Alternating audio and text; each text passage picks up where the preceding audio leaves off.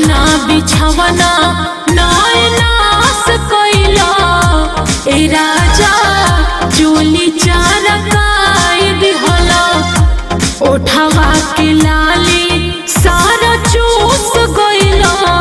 गोदी में उठाई लिहला ए राजा ओढ़ना बिछवना नाय नास कइला ए राजा चोली चारकाई दिहला ओठवा के लाली सारा चूस गइला गोदी में उठाई लिहला कौन नासा चढ़ल तोहके बचपन के लागो ताबा देले बड़ा हो कौन नासा चढ़ल तोहके बचपन के लागो ताबा देले बड़ा हो पिया पिस के लिया लो हरदिया दरदिया दिले बड़ा हो राजा पिस के लिया लो हरदिया दरदिया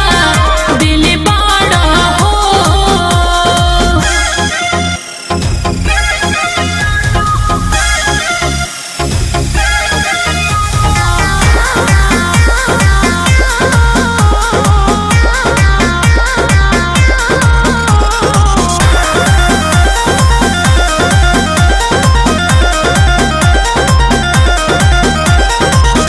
तनिको परेशानी हमर बुझलो नाही ए राजा टूट के पारहार कइला सैया आकाश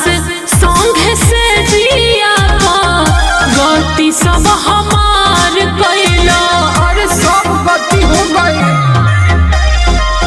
तनिको परेशानी